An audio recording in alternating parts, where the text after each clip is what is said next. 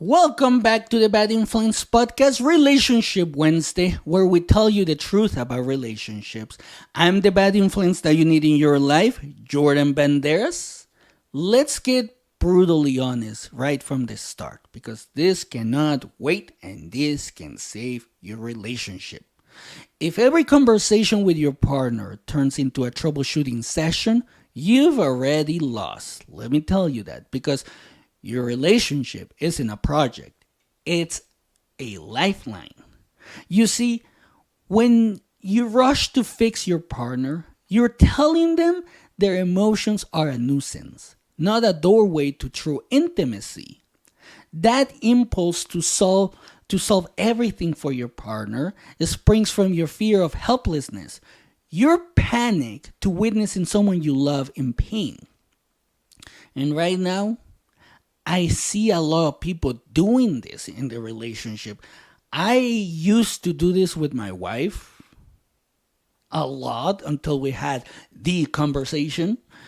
And I used to do this a lot as well with friends and in previous relationships. And it's not good if you do it all this freaking time. But here's the raw truth. Your partner doesn't need your solutions. They need your ears. They need to be heard, understood, and validated.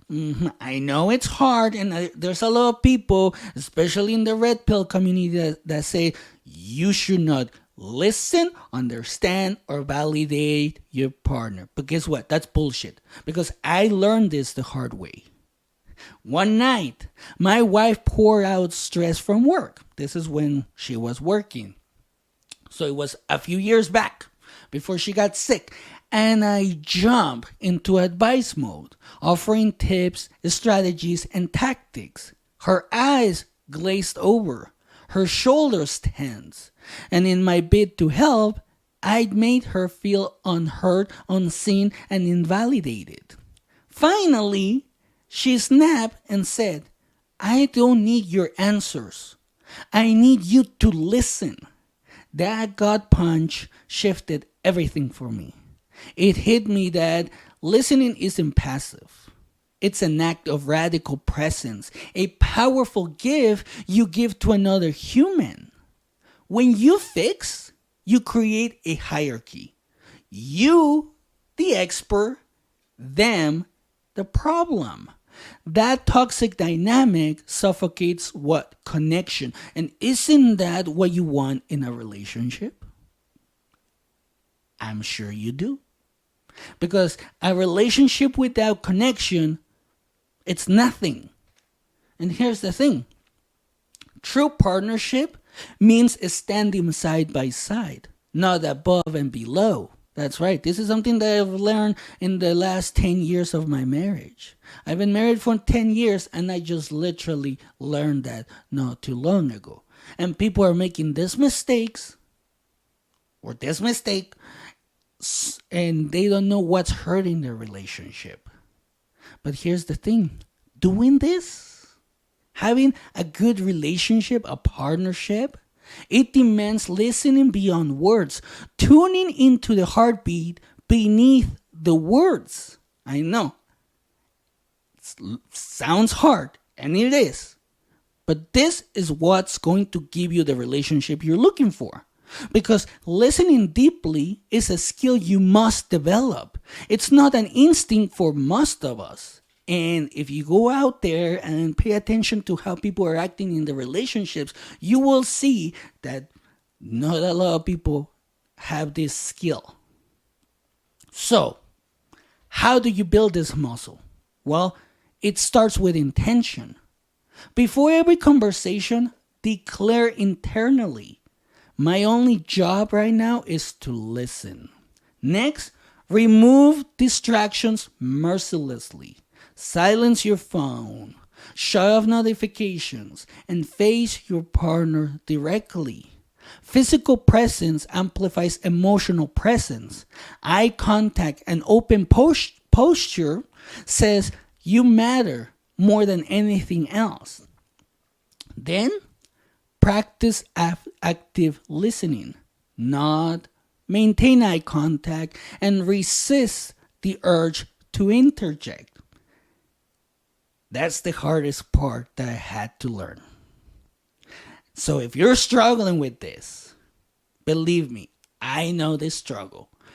Let pauses land heavily. You don't have to talk all the time. You also need to listen, because in that silence, your partner feels safe to unearth their deepest truths. Mirror back their words with reflective listening like this. It sounds like you're feeling overwhelmed because of whatever they said. Validation isn't agreement, it's acknowledgement. You validate by saying, I see you, I hear you. So ask open ended how and what questions like this. How did that make you feel? What was running through your mind? These questions crack open deeper layers, inviting them to explore emotions rather than retreat behind defenses. Pause before responding. Let their message echo in your mind. A thoughtful pause signals respect and genuine processing. Clarify with paraphrasing like this. So, you felt abandoned when that happened, right? Clarification prevents assumptions and builds trust. Use I statements to own your experience, like this. I feel worried when I see you so upset. This shifts the focus to share experiences, because now you're saying is, I see you upset, I get mad, and I don't know what to do. What would you like me to do? You have to label emotions explicitly like this. It seems like you're carrying guilt and anxiety. Naming feelings gives them a space to breathe. I know. Again, like I said, this is going to be hard for a lot of you, just like it was for me. But if you're able to start working on this and try some of these things that I'm talking about and that I'm going to be talking about for the rest of the episode, it's going to help your relationship so much that you're going to be like, wow, I should have tried this a long time ago. And it may not help you with the relationship that you have right now, but it might help you with the next relationship or the next, or with some of your friends. Believe me, this shit helps. Oh, another thing that you need to do, which is extremely important, you can embed neurolinguistic techniques. Guide their mind with sensory language like this. Imagine laying that weight lift from your chest as you speak. You're telling them how they can actually feel better. But listening isn't only about technique. I want you to understand that. It's also about emotional self-regulation. Manage your own stress through grounding like this. Deep breath, mindfulness, or a 2-minute body scan before you engage. If your anxiety spikes, you'll revert to fixed mode. I know that because I've done this. When I get anxious or like the emotion starts to get all over the place, I want to just fix it, get over with it. But grounding keeps you present. So cultivate empathy daily. Read, journal, or visualize yourself in your partner's shoes to expand your emotional radar. Keep an empathy log if that works for you. This is something that worked for me, because after each conversation, jot down what you heard and how it felt. Reflection cements improvement. Embrace discomfort. True listening often stings with raw honesty, and this is why a lot of people don't like to listen, because you will feel attacked. But you have to remember this. This isn't about you or your feelings. It's about listening to the other person so they can actually open up to you and you can have a better relationship. So lean into that sting. That's where growth happens. That's where growth ignites. And when you slip into advice giving, admit it like this. I caught myself wanting to fix. Help me get back to listening. Vulnerability rebuilds trust. Establish a weekly listening ritual. Pick a time where distractions are nil. and both of you commit to unfiltered sharing. Honor this ritual like a sacred appointment. Its consistency weaves deeper connection.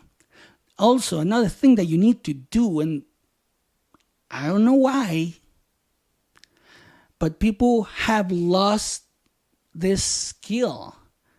And it's important to have in a relationship. You need to know these nonverbal cues, tears, pauses, shifting posture. These unspoken signals convey volumes. And it's interesting to see some relationships where,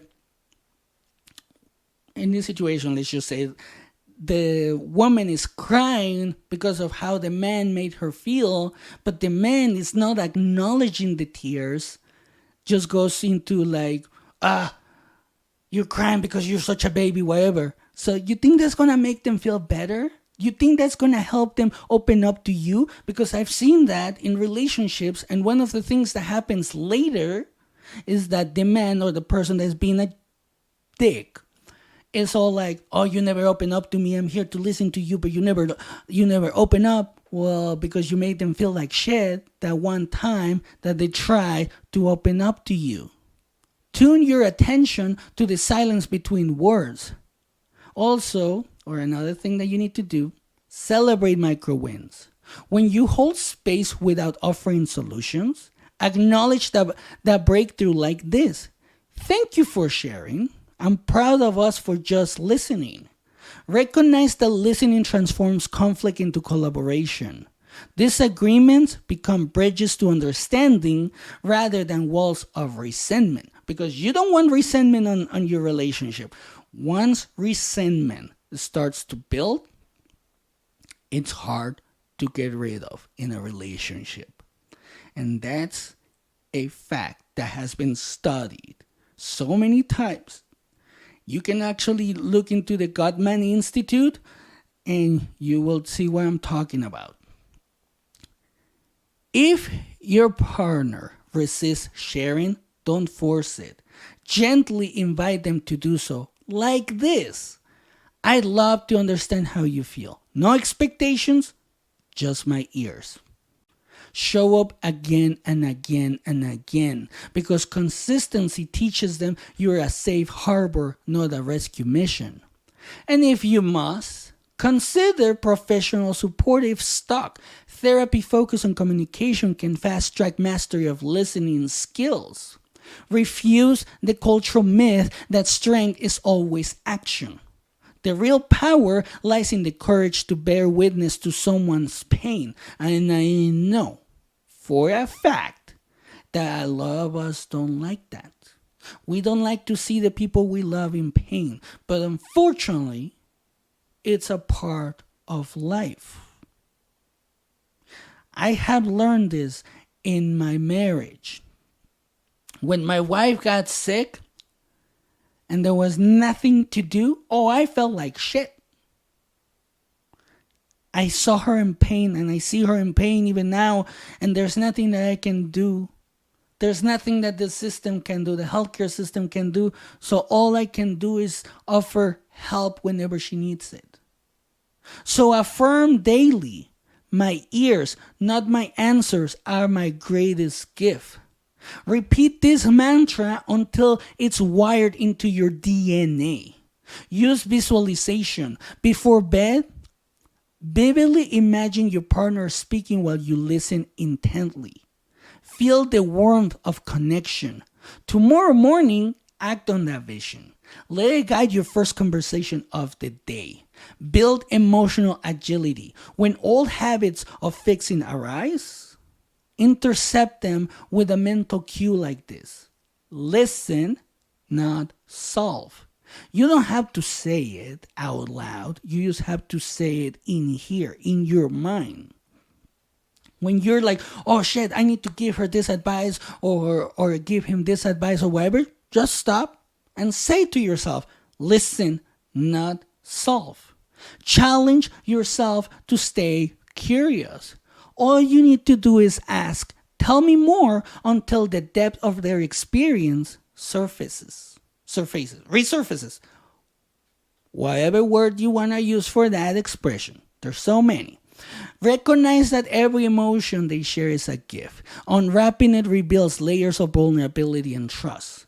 Validate even the small stuff like this. I hear how frustrated you were about that meeting. When you do this, it helps a lot because small acknowledgments compound into monumental intimacy. Resist the urge to help them feel better, especially with advice that sometimes just sucks. Feelings need to be felt, not fixed. Understand the stakes, which is very important. Because if you don't understand the stakes, you don't understand that by not listening, you might be losing the person you say you love. Relationships starve for true listening. Especially nowadays, there's too many distractions. So neglect it and connection withers. Feel the urgency right now. Feel this urgency to connect with your partner. So tonight, when your partner speaks, implement these steps relentlessly. Witness how your radical presence melts defenses, opens hearts, and sparks profound trust. This is your call to action. Shut off the fixer in you. Lean in with unyielding attention and revolutionize your love. Across cultures, languages, and time zones, the power of listening remains universal. Your ears can rewrite your relationship story anywhere on the globe. So go out there, shut up, listen fiercely, and watch as your relationship transforms through the radical, unstoppable power of your presence. That's right. It's all about being present. When you show that you're present, your partner will feel it. Your partner will sense it. And when you do this, the most magical thing happens in your relationship. Your partner feels safe to talk, to express themselves, to conversate, to tell you about their day, to tell you about their work, to tell you about their lives. That's why I have worked so hard on my relationship, because I know this works. And again, it has helped some of my friends, some of my clients. But also, you have to weave it into your own relationship. So always tweak it if something doesn't work. And remember, the choice is yours. And that's it for today. Don't forget to hit that subscribe button so you never miss out an episode. And have a great day.